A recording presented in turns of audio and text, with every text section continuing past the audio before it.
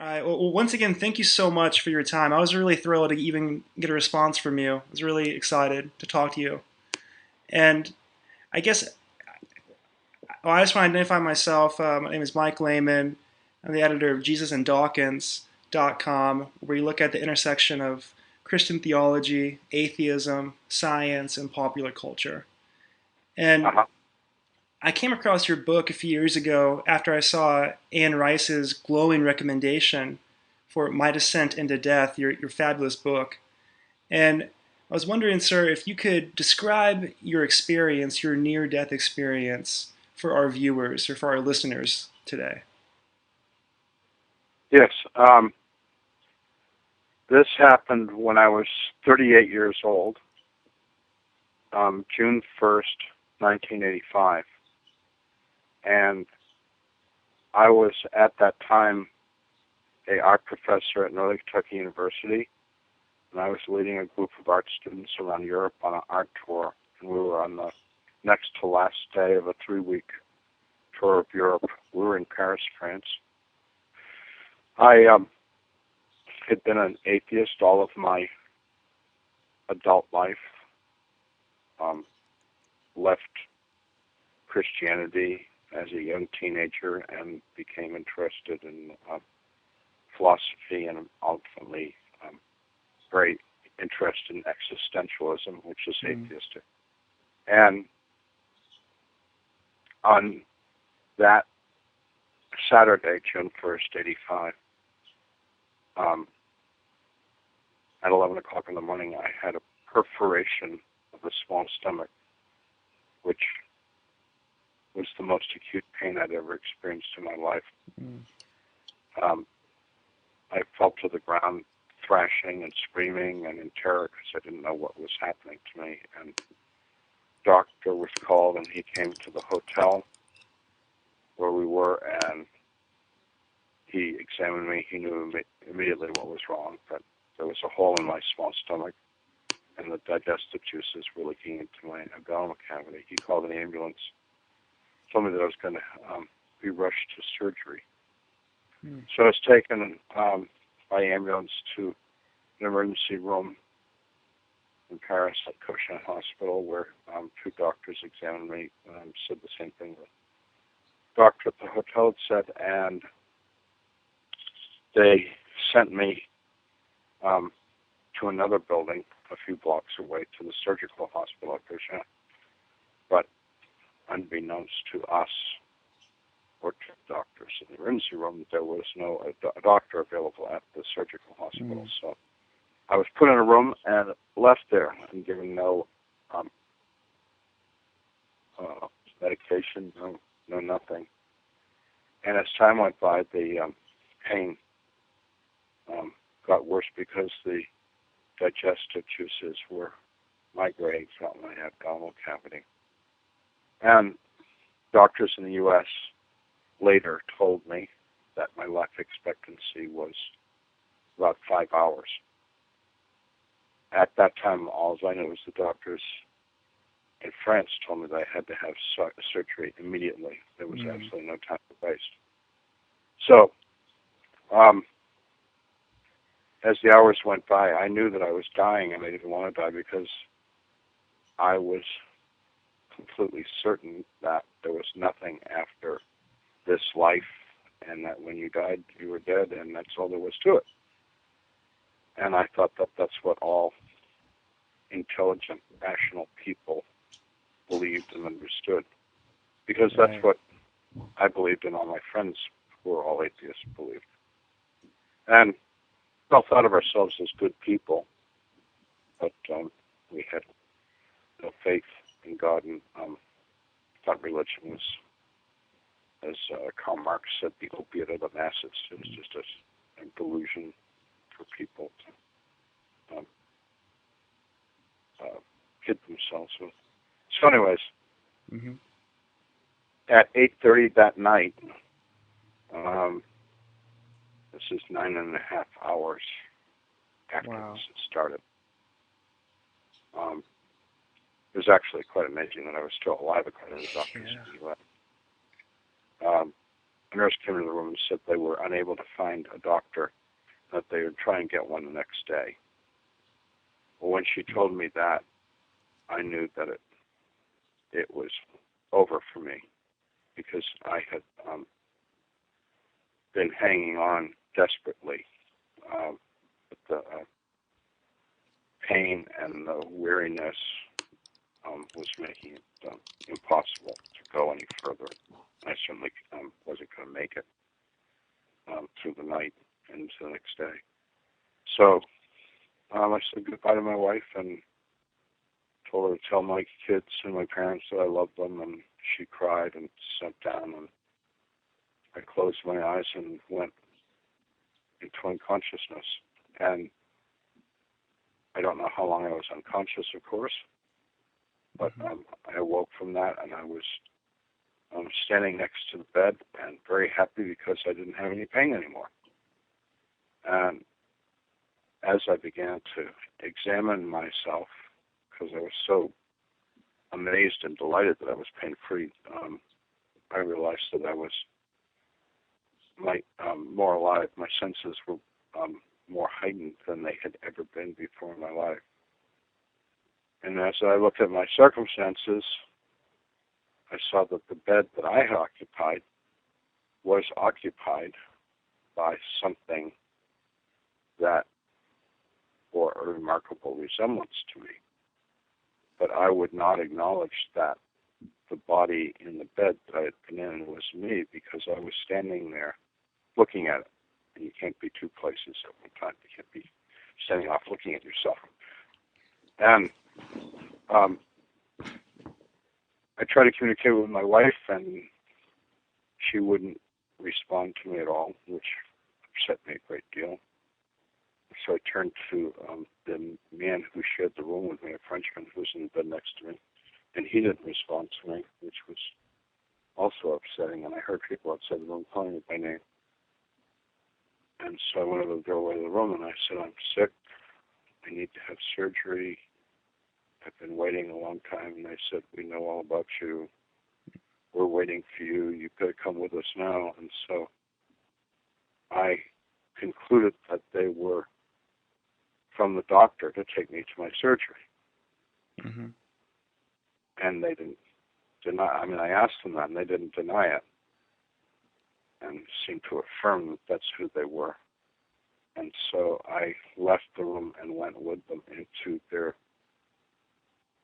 space, which was very shadowy. The room was bright and lit, but the hallway was very gray and very hazy. And I started to follow them, and as we walked, they circled around me. There was a number of them, and led me down the hall.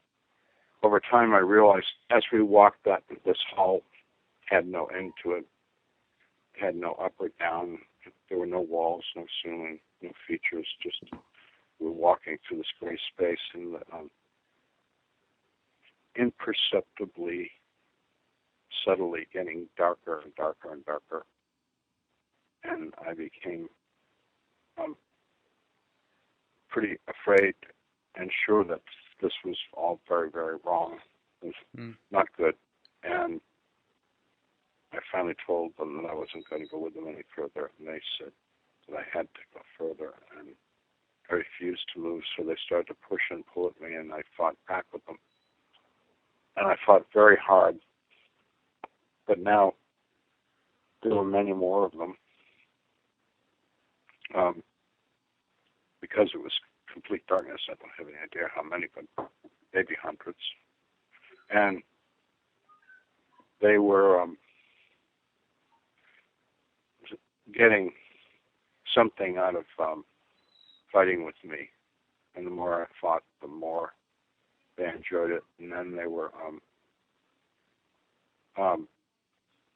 biting and clawing and playing with me, tormenting me.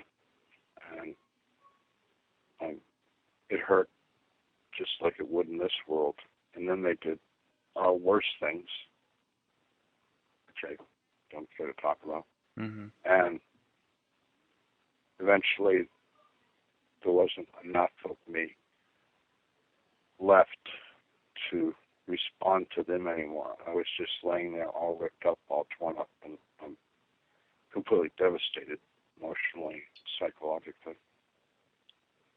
And I heard a voice from what seemed to be coming from me, but it was external, but it seemed to be coming out of me. All this stuff is impossible to explain. Right. And it said, pray to God, and I thought, I don't pray. And the voice said, pray to God, and I thought, I don't know how to pray. The voice said, pray to God, and I thought, I haven't prayed since I was a child. And I was trying to think of what a prayer that I had memorized as a child was. It was just not coming to me, and was just getting little bits and pieces, and very frustrated because it wasn't really committed to praying. But I wanted to say a prayer. I wanted to remember a prayer. I wanted to say a prayer, and I couldn't remember one. So in my frustration, I was like murmuring things that I had remembered, and when any mention of God came off my lips, the people around me became very, very angry, and they were saying to me in very ugly, harsh ways that there was no God, nobody could hear me, and that they were going to make things much worse for me if I didn't stop it. And in addition to making them angry, I also realized that by mentioning God, it drove them away from me. So this was the first time that I was actually able to defend myself from them. So I'm throwing out bits and pieces of, the Lord is my shepherd, I shall not want. Our Father who art in heaven, hallowed be thy name. Just anything that would come to mind that had God in it. And I found myself in pretty short order alone there, and realized that I had driven them far away from me. So as I lay there, I began to consider what had happened to me, and this is over a very long period of time, but what I came to the conclusion of is that I had led a terrible life, and that I had gone down the sewer pipe of the universe into the cesspool of the universe.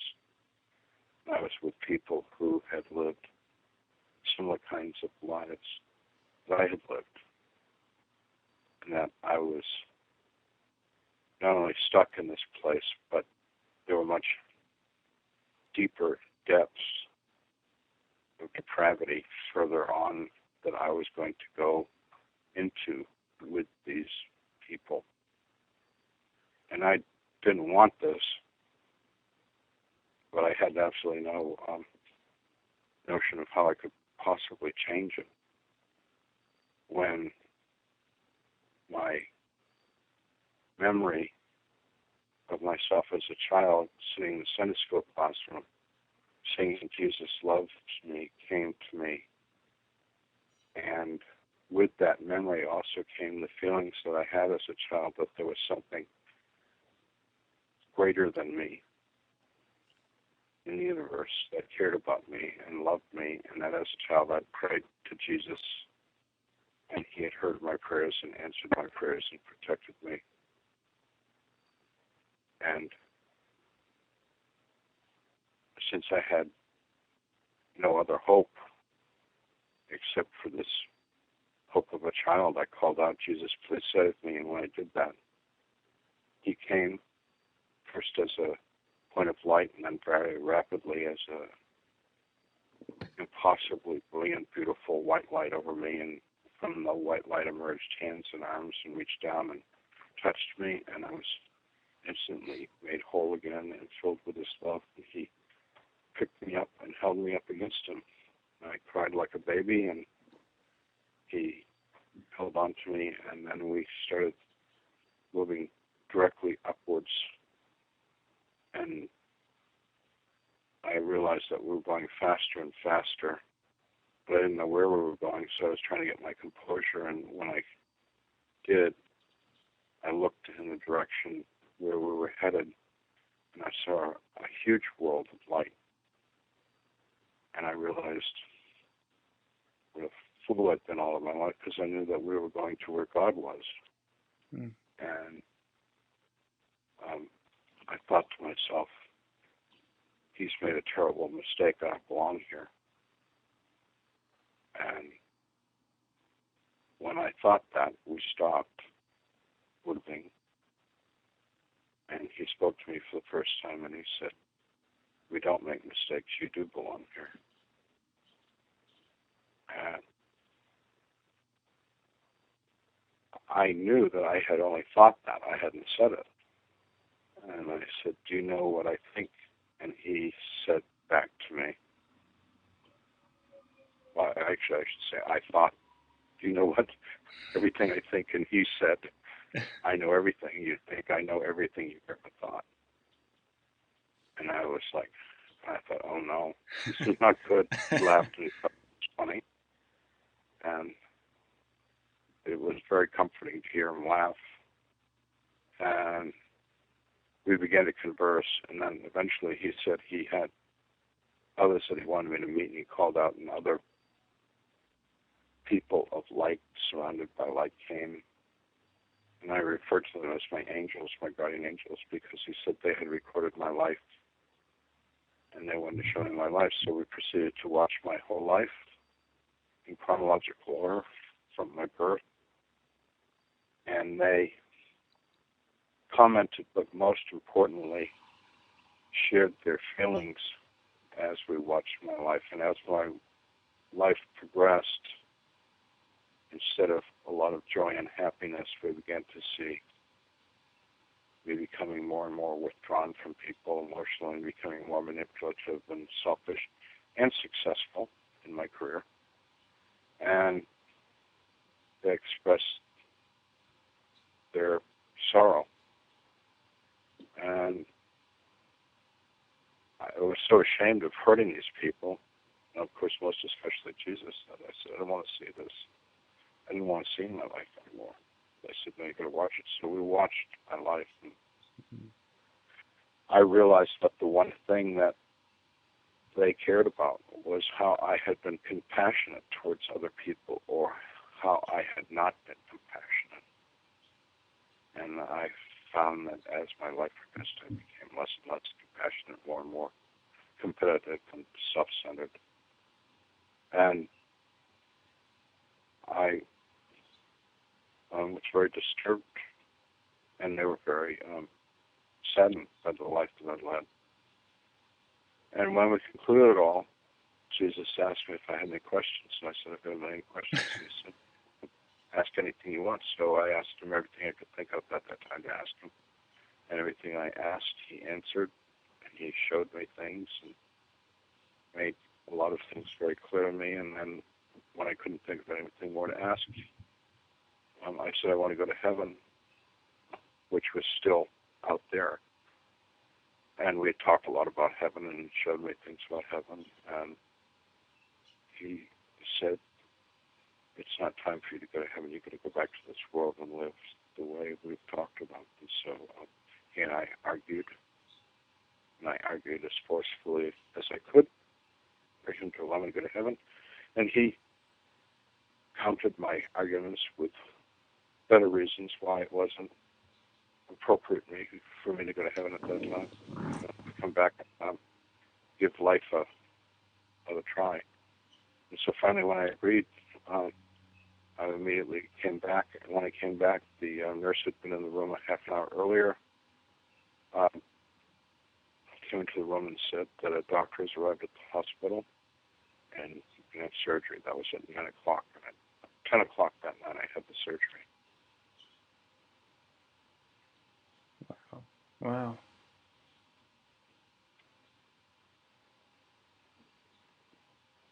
So, what was your reaction to this upon waking up? How did you deal with this marvelous experience? Um, it was pretty disturbing because I knew that I had to change everything about my life, and I had invested 38 years in becoming the person that I was. Now I was going to have to re-examine and reinvent myself, and I didn't even know where to begin. And the other thing was, what I had experienced was what I had denied as real. I was a very outspoken, committed atheist, and I was very concerned about my family and my friends who were all atheists. And how was I going to explain this to them? And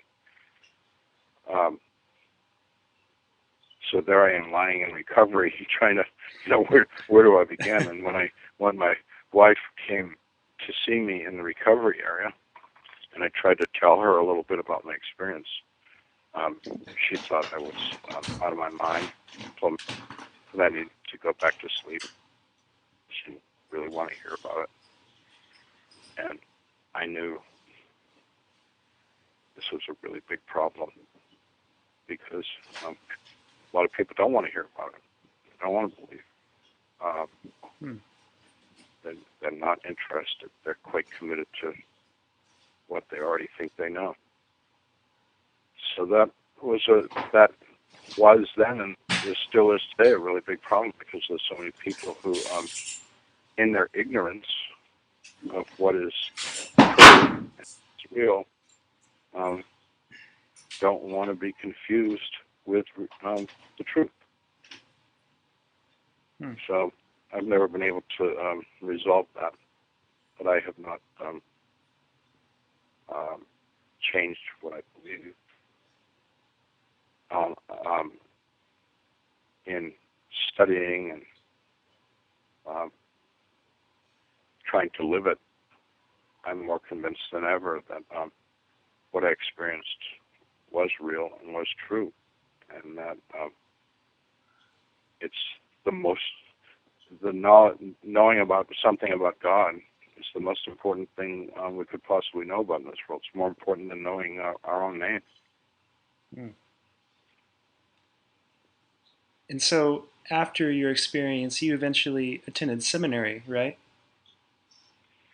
Yeah, not immediately. First, when I got well, I started going to church, and I really liked church, very aware of its strengths and weaknesses, and got involved in a lay ministry program, which was 3 years, and after I completed that, I really wanted to spend all of my time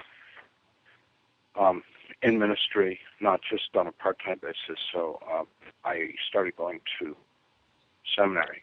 Went to seminary for 3.5 years so that I could become an ordained pastor in the United Church of Christ, which I did. Wow. And I'm curious about some of the skeptics who have reacted to your story. What would you say to somebody who hears your story and wonders whether or not you were really dead in that hospital?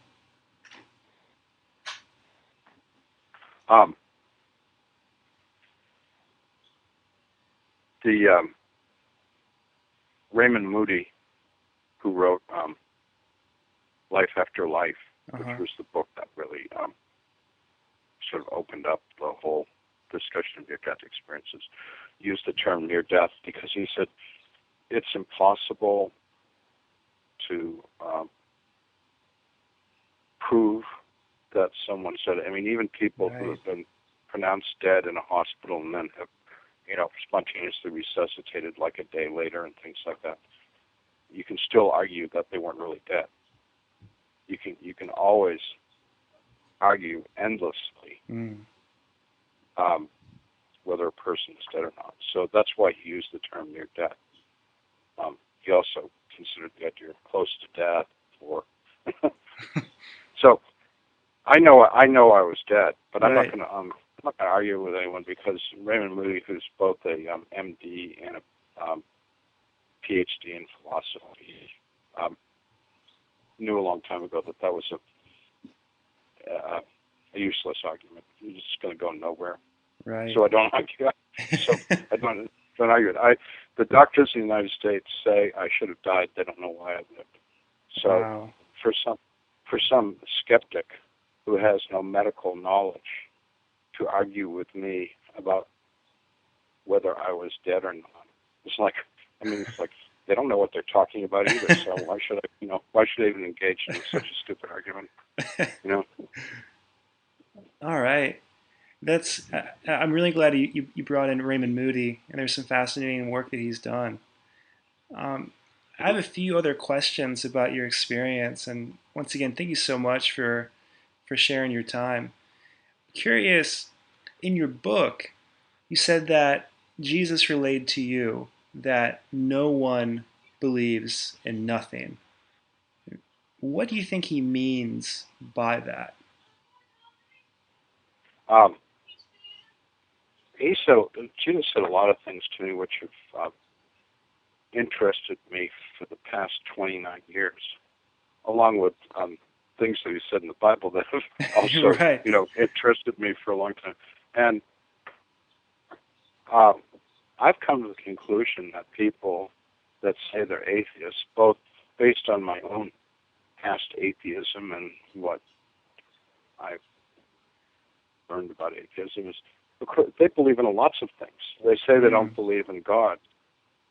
Well, they make themselves God. Like, I believe that there's something other in this universe that created the universe, designed the universe, and in mysterious ways directs the course of the universe. That's what I believe. mm-hmm. An atheist would say they know there is no creative force in the universe.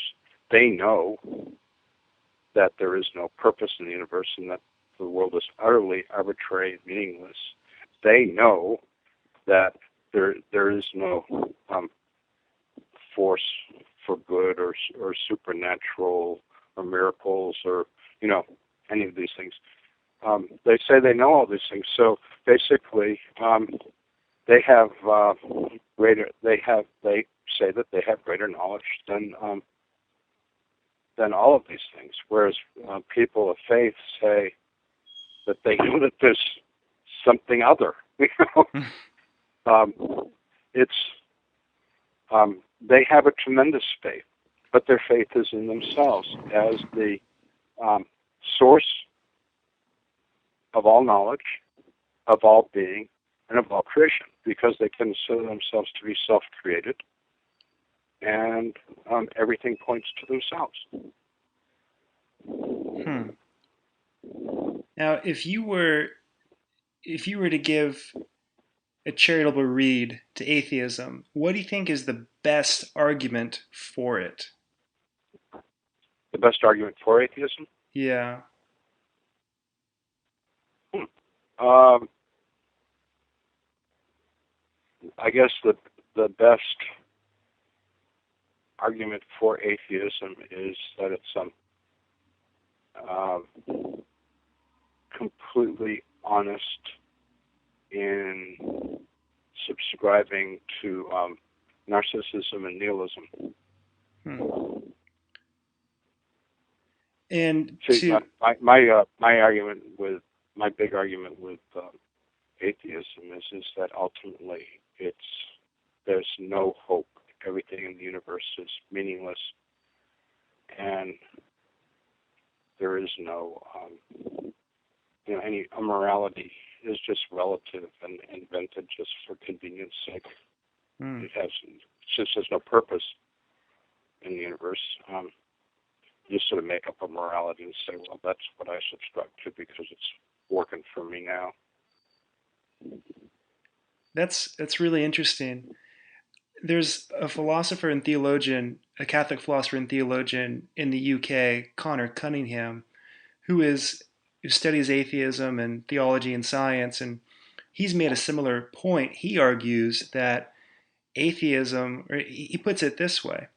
He says that if atheism is true, then there are no atheists. And he explains it by saying that atheism leads to materialism, and Absolutely. materialism collapses into nihilism. Do you agree with that?